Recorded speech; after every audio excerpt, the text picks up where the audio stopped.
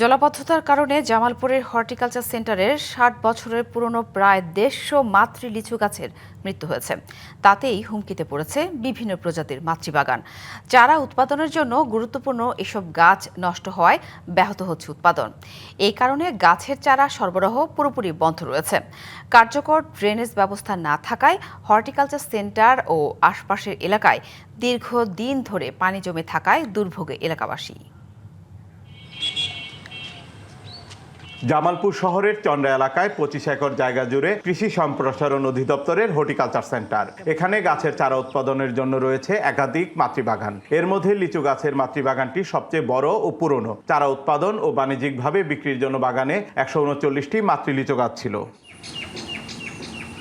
কিন্তু বিগত কয়েক বছর ধরে জলাবদ্ধতার কারণে হর্টিকালচার সেন্টারের প্রায় ১০ একর জায়গায় দীর্ঘ সময় ধরে পানি জমে রয়েছে। এতে গাছের গোড়ায় পানি জমে এরই মধ্যে ১৩৭টি মাতৃ লিচু গাছ মরে গেছে।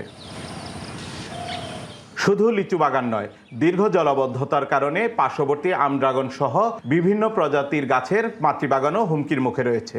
সরকার ২৫ কোটি বৃক্ষরোপণের উদ্যোগ নিয়েছে, কিন্তু ৬০ বছরের পুরনো গাছ মারা যাওয়ার বিষয়ে কর্তৃপক্ষ কোনো পদক্ষেপই নেয়নি। যে এলাকায় দীর্ঘদিন ধরে পানি জমে থাকে সেই এলাকায় মাটি দিয়ে হলেও জায়গাটা পরিচর্যা করা দরকার ছিল। আশেপাশের যে আমাদের আবাসিক এলাকাগুলো আছে এগুলোতেও পানি জমে থাকে, রাস্তাঘাট নষ্ট হয়ে গেছে।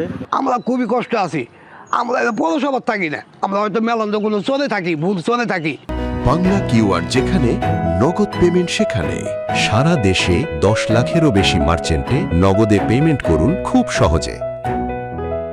দীর্ঘদিন ধরে পানি জমে থাকায় ক্ষয়ক্ষতির দিক তুলে ধরেন হর্টিকালচার সেন্টারের উপপরিচালক। আমার এখন মাতৃগাছ লাগানোর মাতৃগাছের সংখ্যা একদম বা জার্মপ্লাজম একদম কমে গেছে। সেক্ষেত্রে ছায়ান সংগ্রহ করাও কঠিন এবং চারা উৎপাদন করাও কঠিন হয়ে যাচ্ছে। এবং এটার সাফার শুধুমাত্র জামালপুর জেলা, শেরপুর জেলা না, আশেপাশের কৃষকরাও এটার জন্য সাফার করতেছে। জলাবদ্ধতা নিরসনে কোভিড-১৯ প্রকল্পের আওতায় ড্রেনের কাজ চলমান রয়েছে তুলে ধরে আরও ৩টি ড্রেন নির্মাণের প্রস্তাব রয়েছে বলে জানান পৌর নির্বাহী প্রকৌশলী। টোটাল ২ কিলোমিটার শাকের ভিটার থেকে গবাখাল এবং সবিমের বাজার থেকে গবাখাল প্রস্তাবনায় আছে। যদি আমরা কোনো থেকে কোনো ডিপার্টমেন্ট থেকে বা কোনো মন্ত্রণালয় থেকে আমরা ফান্ড পাই, তাহলে অবশ্যই আমরা টেন্ডার করব।